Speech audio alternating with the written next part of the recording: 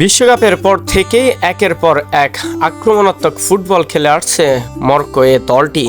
ব্রাজিলকে হারানোর পরে বিশ্বের কাছে পরিচিত লাভ করেছে একটু ভিন্নভাবে। নিজেদের ঘরের মাঠেই আরও একবার যেভাবে নিজেদের জাত চিনেছে সেটা ছিল অবিশ্বাস্য। এবার অলিম্পিকে এসে নতুন করে পদক জিতল আশরাফ হাকিমির দল। সুফিয়ান রাহিমির জোড়া গোল ও ফ্রি কিক থেকে অধিনায়ক আশরাফ হাকিমের দুর্দান্ত এক গোলে মিশরকে ৬-০ গোলে বিধ্বস্ত করে প্যারিস অলিম্পিকে ছেলেদের ফুটবলে ব্রোঞ্জ জিতেছে মরক্কো। নতে অনুষ্ঠিত এ ম্যাচে জোড়া গোলের মাধ্যমে প্যারিস অলিম্পিকে সুফিয়ানের মোট গোল সংখ্যা হলো ৮টি।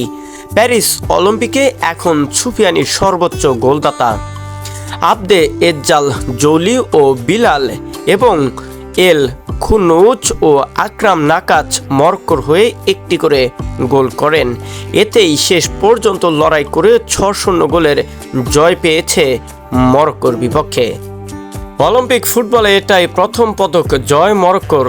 উত্তর আফ্রিকা অঞ্চল থেকেও অলিম্পিক ফুটবলে এটা কোনো দেশের প্রথম পদক জয়।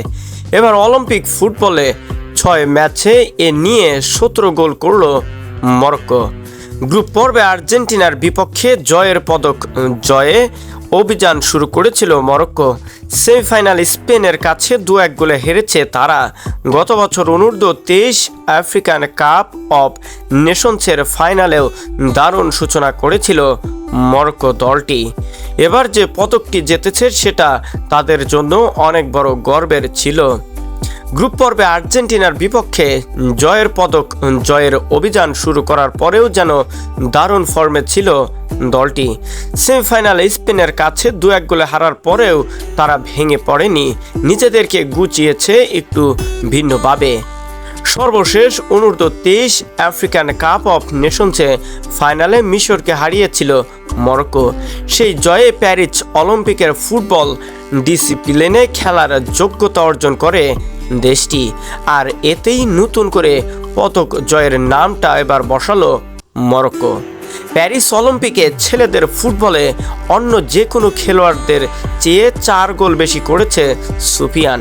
৪ গোল নিয়ে এই তালিকায় যৌথভাবে দ্বিতীয় স্থানে রয়েছে স্পেনের ফার্মিন লোপেজ ও ফ্রান্সের জ্যা ফিলিপ মাতেতা। প্যারিসের আজ বাংলাদেশ সময় রাত 10টায় ছেলেদের ফুটবলে সোনা জয়ের লড়াইয়ে ফ্রান্সের মুখোমুখি হবে স্পেন।